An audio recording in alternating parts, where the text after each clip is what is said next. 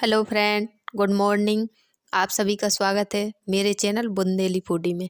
तो आज आया है घर में चने का साग। तो आज मैं बना रही हूँ चने की भाजी। तो हमारे यहाँ गांव की लोकल की भाषा में इसे चने की भाजी भी बोलते हैं। तो हमने चने के साग को अच्छे से साफ कर लिया है। अब हम उसको काट लेंगे। तो हमें कुछ इस तरह से काटना है। ये चॉपिंग बोर्ड से काटते नहीं बनता है, इसे हंसिए से ही काटना पड़ता है। तो हमें चने के साग को बारीक बारीक ही काटना है। तो आज मैं चने की भाजी बिल्कुल सिंपल तरीके से बनाऊंगी और बाजरे की रोटी भी। बाजरे की रोटी के साथ चने का साग खाने में बहुत ही टेस्टी और स्वादिष्ट लगता है। ये बिल्कुल सिंपल खाना है, इसमें किसी भी प्रकार का तेल मसाले का उपयोग नहीं होता है। ये हर व्यक्ति के लिए फ़ायदेमंद होता है। तो यहाँ पर मैंने कर लिया है साग को काट कर तैयार। तो मैंने कितना बारीक सा साग काट लिया है। अब जला दिया है चूल्हा और चूल्हे पर रख दी है मिट्टी की कढ़ाई। तो आज मैं साग को मिट्टी की कढ़ाई में बनाऊंगी, जो बहुत ही टेस्टी और स्वादिष्ट बनेगा। मिट्टी के बर्तन में साग सब्जी बनाने में उसका टेस्ट ही अलग रहता है। मिट्टी की खुशबू आती है, बहुत ही स्वादिष्ट बनता है। तो डाल दिया है मैंने उसमें पानी। अब डालूंगी मैं मूंग की दाल। तो हमें छिलके वाली मूंग की दाल ही लेना है। और डाल देंगे अब इसमें स्वाद अनुसार नमक। अब दाल को हम पकने देंगे। जब तक दाल पक रही है तब तक हम चने के साग में मिला देंगे बेसन, या चने का आटा भी बोल सकते हैं। बेसन मिलाने से साग और भी टेस्टी लगता है और साग में लेस आ जाता है। अब मैंने भाजी में अच्छे से बेसन मिला लिया है। अब यहाँ पर दाल को चेक कर लिया है, दाल भी अच्छे से पक चुकी है। अब डाल देंगे हम भाजी को। ठंडी के मौसम में चने का साग मिट्टी की कढ़ाई में बनाया हो तो बहुत ही स्वादिष्ट बनता है। और उसके साथ बाजरे की रोटी और देसी घी का एक अलग ही स्वाद रहता है। किस किस को पसंद है चने की भाजी और बाजरे की रोटी, वो भी देसी घी के साथ? मुझे कमेंट करके ज़रूर बताएं। और आपके यहाँ किस तरह से बनाई जाती है चने की भाजी। अब भाजी को चम्मच से अच्छे से मिला देंगे और 10 मिनट के लिए ढककर छोड़ देंगे। जब तक भाजी पक रही है तब तक हम मसाला तैयार कर लेंगे। मसाले के लिए मैंने ली है लहसुन की कलियां, अदरक का टुकड़ा, हरी मिर्च और हरा धनिया। अब सभी को हम सिलबट्टे पर पीस लेंगे। मसाला तो मैंने पीस कर लिया है तैयार।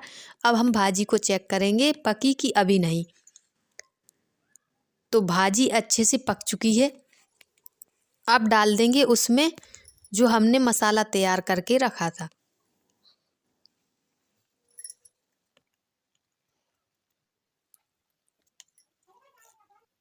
मसाले को भाजी में चम्मच से अच्छे से मिक्स कर देंगे और मसाले को भाजी के साथ 5 मिनट पकाएंगे। 5 मिनट हो चुके हैं। अब हमारी भाजी बिल्कुल बनकर हो गई है तैयार। अब हम कढ़ाई को उतार लेंगे चूल्हे से। और मैंने डाल दिया था आग में दिया भाजी में तड़का लगाने के लिए। तो अब दिए में डालेंगे हम सरसों का तेल और कटा हुआ लहसुन, अदरक और कटी हुई हरी मिर्च। और बाद में डालेंगे इसमें हींग। अब लगा देंगे भाजी में तड़का। अब हमारी स्वादिष्ट चने की भाजी बनकर हो गई है तैयार। और डाल देंगे बारीक कटा हुआ धनिया। भाजी से बहुत अच्छी खुशबू आ रही है मिट्टी की और हींग की। तो अब हम भाजी को रखेंगे साइड में और अब बाजरे की रोटी बनाना शुरू करेंगे। तो मैंने लिया है यहाँ पर बाजरे का आटा और हम गुनगुने पानी से आटे को अच्छे से गूंथ लेंगे। पानी बहुत अधिक गर्म नहीं होना चाहिए और बहुत अधिक ठंडा नहीं होना चाहिए। हमें नॉर्मल गुनगुना पानी ही चाहिए। और आटे को हमें इस तरह से मसल मसल के गूंथना है। यदि हम आटे को मसल मसल के नहीं गूंथेंगे तो रोटी किनारों से फटने लगती है।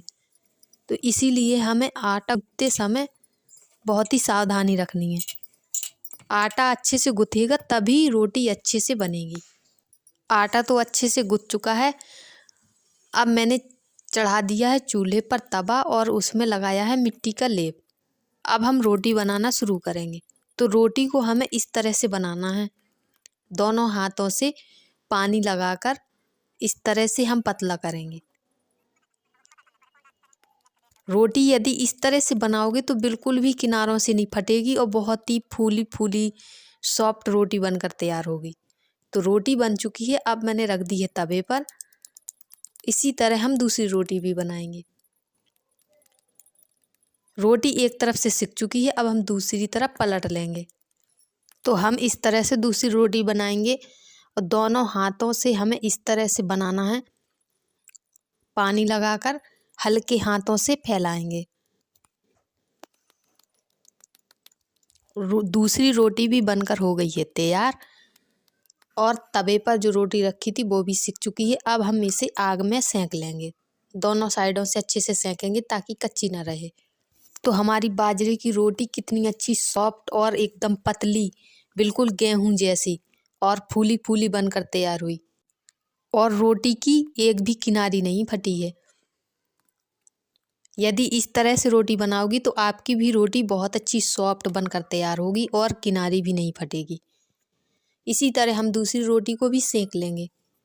बाजरे की रोटी सर्दियों में खाना बहुत ही फ़ायदेमंद होता है, क्योंकि इसमें बहुत सारा प्रोटीन, बहुत सारा फाइबर पाया जाता है, जो हमारे शरीर के लिए बहुत ही फ़ायदेमंद होता है। तो हमारी बाजरे की फूली फूली रोटी बनकर हो गई है तैयार।